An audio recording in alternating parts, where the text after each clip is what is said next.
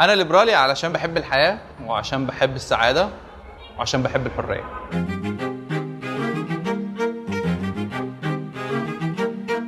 أنا ليبرالية عشان أقدر أعبر عن رأيي بحرية، وعشان غيري اللي آراءه مختلفة معايا برضه يعبر عن رأيه بحرية.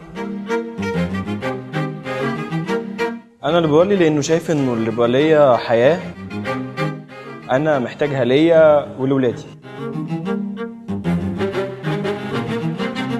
أنا ليبرالي علشان رافض إن حد يحتكر حقي في الاختيار. رافض إن حد يفرض عليا وجهة نظر هو شايف إن هي صح. أنا بؤمن بمبدئين أساسيين في حياتي، هما الحرية والمساواة، والليبرالية بتتيح لي إن أنا أمارس المبدئين دول.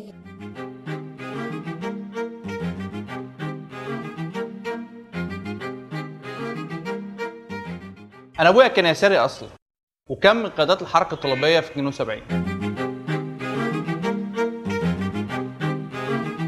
رغم ان انا اتربيت وسط اليسار، لكن كان يسار ديمقراطي اداني الفرصه ان انا افكر بحريه اكتر، واخترت الليبراليه. في مثل بيقول لما تبقى شاب ما تبقاش يساري ما يبقاش عندك قلب، لما تبقى فوق ال30 وما انتش ليبرالي ما يبقاش عندك عقل. وانا قررت ان انا يبقى عندي عقل. وفي مقوله انا بؤمن بيها جدا بتقول ان حريه يدك تنتهي عند بدايه انفي.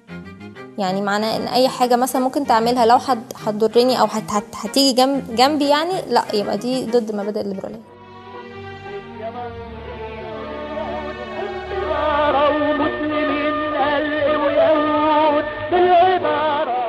الليبراليه ظهرت في مصر على مستوى الفكر.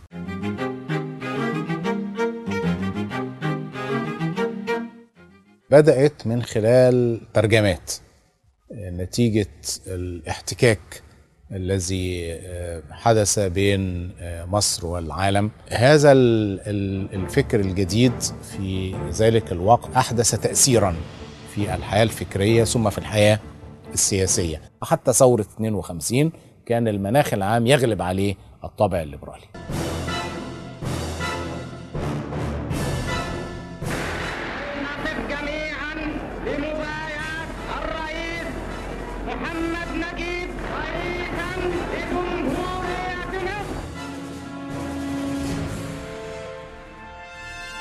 ثورة 23 يوليو كانت أحد أو أهم في الحقيقة حدث أدى إلى نكسة حقيقية للليبرالية والفكر الليبرالي في مصر.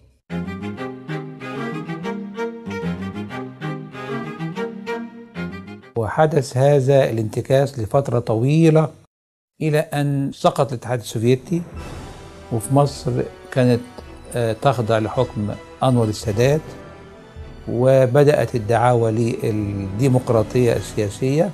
احنا لازم ننتقل من الحزب الواحد إلى تعدد الأحزاب.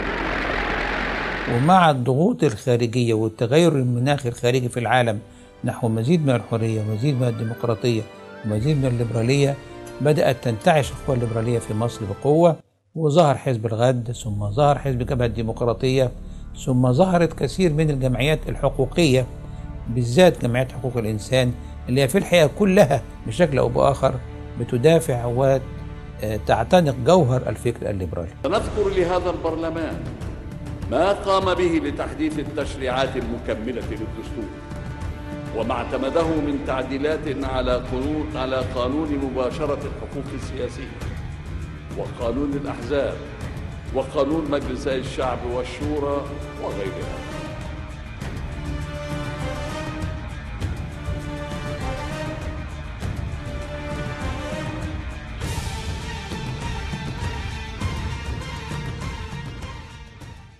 قبل 2005 ما كنتش متخيل ان في حاجه ممكن تحصل.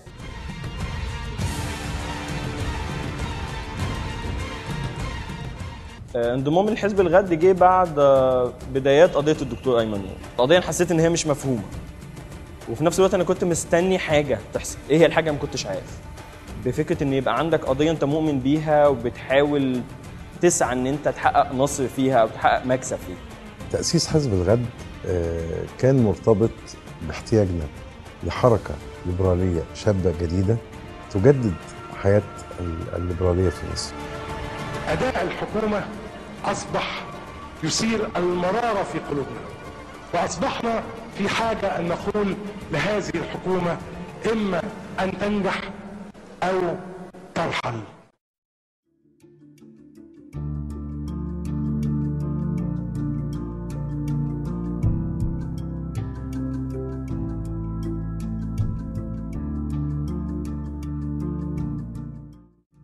الإسلاميين في مصر نجحوا في عدد من الحاجات. خدوا النقابات وحجبوا الستات وأقنعوا الناس إن الليبرالية ضد الدين. لكن ما ينطبقش أبدا، أو مش من المعقول أبدا إن يبقى في فكرة سياسية أولا تقدر تخرج ناس عندنا، لأنه ده موضوع يعني لو الناس مؤمنة فعلا بأديانها صعب أي حد يخرجهم عندهم يعني. الليبرالية طول عمرها تعبير عن الرأي وتعبير عن الفكر.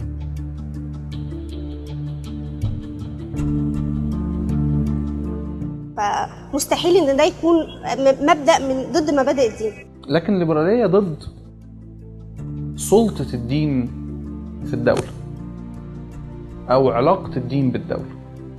الليبرالية مع فكرة بسيطة خالص، هي فكرة انه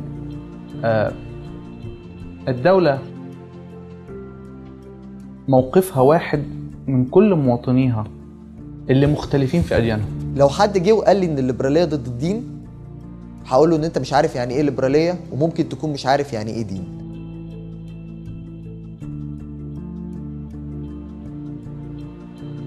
الاصل ان الليبراليه بتدي لك الحق في ان انت تاخد الدين اللي انت عايزه، والاصل ان الدين مش هتكون مدين بيه من غير ما يكون عندك الحق ان انت تختاره او ترفضه.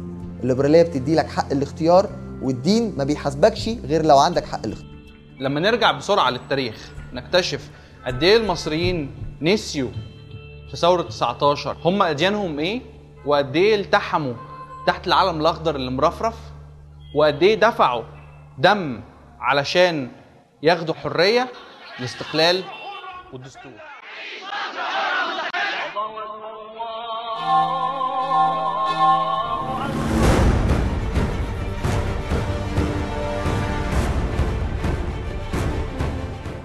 الليبرالية هي الحل المشكلة من أهم المشاكل اللي بتعاني منها مصر. مشكلة إن المواطن يبقى عارف إنه له حق وإنه له حريات لازم ياخدها. الليبرالية تقدر ترجعنا تاني نسيج واحد، مسلمين، مسيحيين، من سينا، من النوبة، مصر وطن واحد لازم يحكمه نظام ليبرالي. الليبرالية هي البديل الحقيقي للاستبداد القائم في مصر. فلو عندنا ديمقراطية وعندنا تداول في السلطة، فاحنا كده حققنا مبدأ من مبادئ الليبرالية. مفتاح حل مشاكل مصر هو تغيير النظام السياسي، وجوهر تغيير النظام السياسي أن يصبح نظاما ديمقراطيا ليبراليا. الليبرالية اللي بتضمن إنه الطبقات الأقل اجتماعيا في المجتمع ما تدفعش ثمن الحل.